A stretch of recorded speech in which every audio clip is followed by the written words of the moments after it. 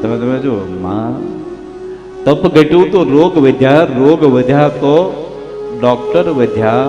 પહેલા તો તમે આપણે જાતા ને તો એક જ ફેમિલી ડોક્ટર, માથું દુખે તો એની પાસે, પીઠમાં દુખે તોય એની પાસે, આંખ દુખે તો પણ એની પાસે. અને એ તમે જો સામાન્ય ગોળી આપણને આપતા તો પણ સારું.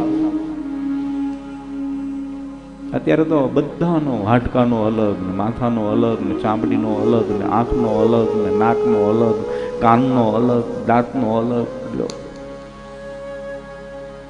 મેં તો હમણાં એક જગ્યાએ એવું કીધું હતું કે કદાચ 2-5 વર્ષ પછી એવું પણ આવે, ડાબી આંખનો જુદો, જમણી આંખનો જુદો. લો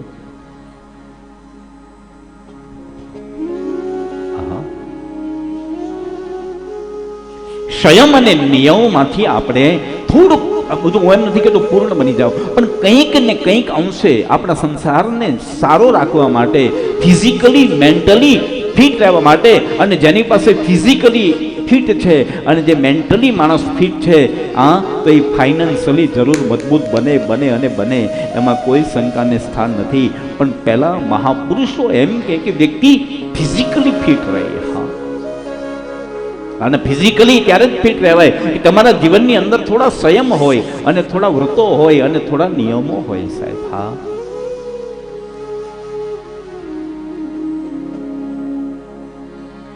અન્નપૂર્ણાનું મંદિર છે સાહેબ, જરાક તમે એના પર ફોલો કરશો ને કે જેના જે કિચન છે ને એ આપણા આખા ઘરનું હેડક્વાર્ટર છે.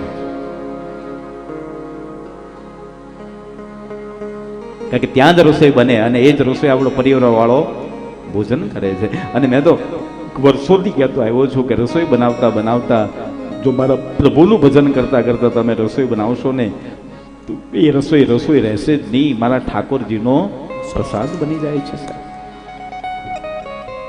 શ્રી કૃષ્ણ શરણમ મમા. અરે હવે તો બહુ વ્યવસ્થા થઈ, મોબાઈલમાં સારું ભજન મૂકીને રસોઈ બનાવવાની, રોટલી બનાવવાની. હા,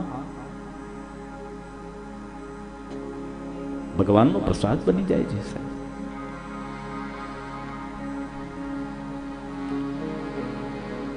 હા, તો આપણે લે જાયંગે એમ કરતા કરતા રસોઈ બનાવે, પેલો મોટો થઈને કોઈને લઈને જતો રહે. લો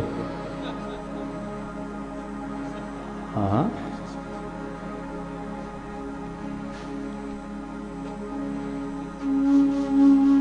કહેવાનો અર્થ એ મારે આપ સૌને શ્રીમદ ભાગવતના માધ્યમથી એ વાત બતાવવા માંગુ કે ભગવાન કૃષ્ણ પૂર્ણ પુરુષોત્તમે આ વ્રજની અંદર, ગોકુળની અંદર અને મથુરાની અંદર જે લીલાઓ કરી છે સાહેબ, અદ્ભુત લીલા, મને તમને માર્ગદર્શન આપ્યું છે.